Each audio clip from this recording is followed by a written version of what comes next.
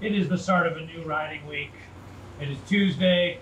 Yesterday, Monday, I did not sit on a bike at all. It's pretty nice. I ended up doing some yoga, so keeping the activity streak alive for 2025. But yeah, no bike yesterday, which I think is probably the first time in like two and a half weeks that I didn't get on the saddle. And that was very much on purpose. Just sometimes it can be too much. So I'm here, and I think a recovery week is what's in store. At least a short recovery block. Just, rode hard on Friday. Winter Bike League on Saturday, did some hard efforts. Sunday I spun nice and easy inside. Monday nothing, and then here we are on Tuesday. So definitely gonna keep it at least short and easy today. Probably short and endurance-y tomorrow. And we'll see how I'm feeling. The fatigue was high, and in order to get real gains, you gotta make sure you're recovering properly too. So just trying to balance that.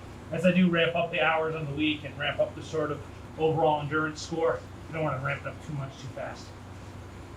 So just some nice easy miles on Zwift today. It is 18 degrees out. Super cold here this week, so I think a relatively low hour week is exactly what's gonna make sense with trainer time and everything. I have really been wanting a mountain bike, fat bike, both. I don't know, just something to get more outside miles in this time of year, so we'll see. I'm gonna start asking more questions at the bike shop. Another fucking Zwift ride. Hour and a half, NBX later. What is the workout? Oh my god, fucking Zwift disconnects.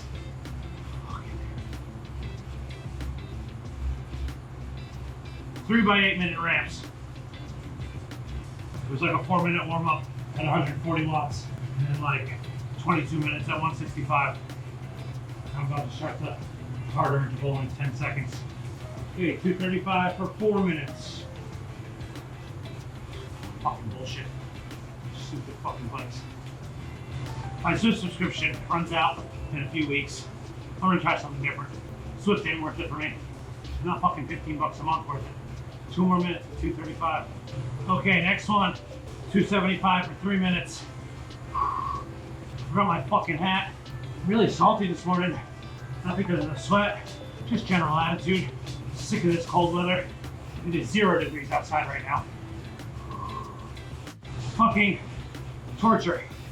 Torture! Okay, this one's kicking my ass. Second 8-minute block done. 2.5 more minutes at 165. And then we ramp back up for another 8-minute block. Whew! The trainer sucks, but it works, man. Good ass workout. Heart rate was up to 164 at the end of that last 8-minute block. I think it was 162 at the end of the first one. 10 more seconds. 165 heart rate, 305 watts, 166. Whew. Half hour left, 165 watts. All right, so I cut it about 20 minutes short.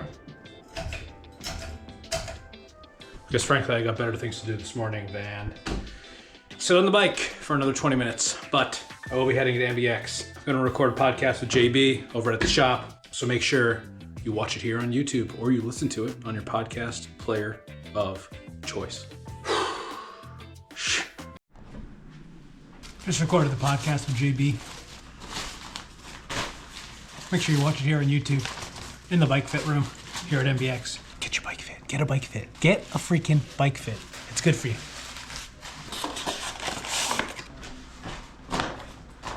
It is Sunday morning and seasonal depression is a bitch.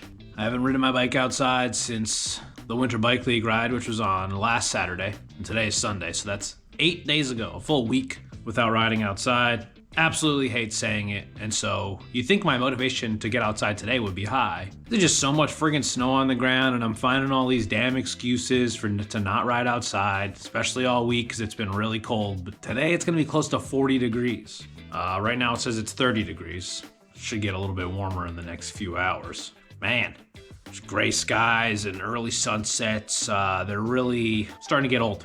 That happens this time of year for me all the time. I like to spend time outside. I like to ride my bike outside. I hate is a strong word, I guess.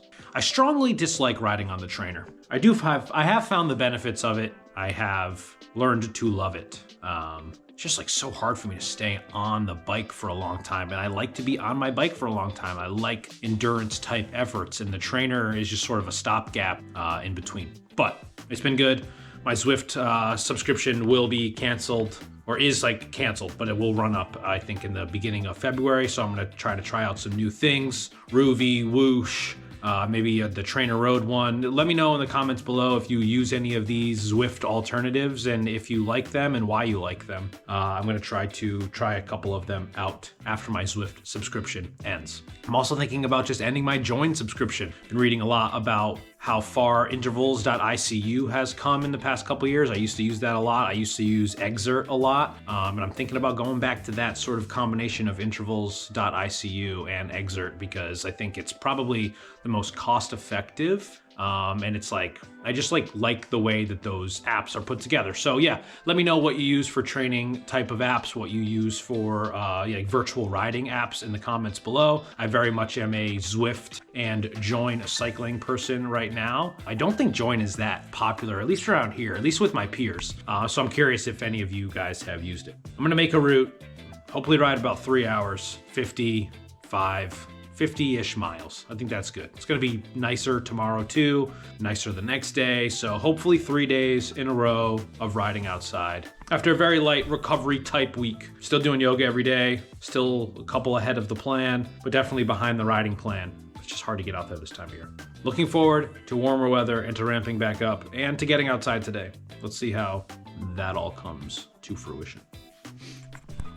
Okay, so I will say, even though I have been procrastinating just a bit this morning, I did have a very productive conversation about jersey design. And so just to follow up from a few vlogs ago when I was trying on those jerseys, I'm gonna say 99.9% sure we're going with Moo. So that was the brand you saw me try on. And I also think I have it down to 2 jersey options. It's their Elite Evo or the Mesh Speed. It's a difference in price point by about $30. This is what the design's gonna look like. This design is like almost there. There's a couple changes I'm having to make, but here we have it. I guess I know I just showed you my computer, but I guess I could just pop that on the screen if the design is updated.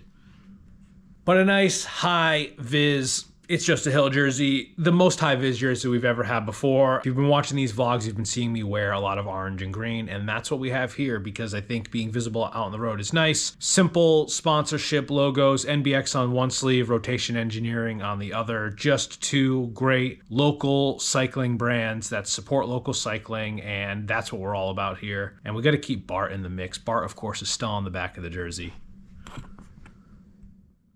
Love some gradients, love some elevation profile patterns, love me some hills.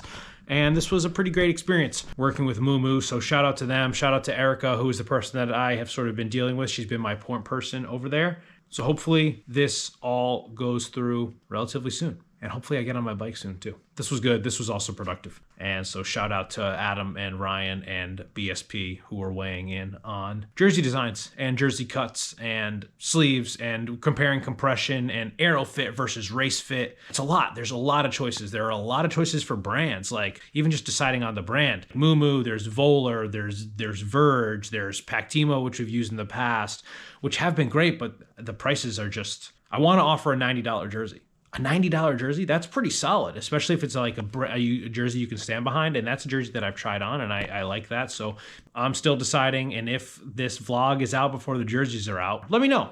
Let me know in the comments.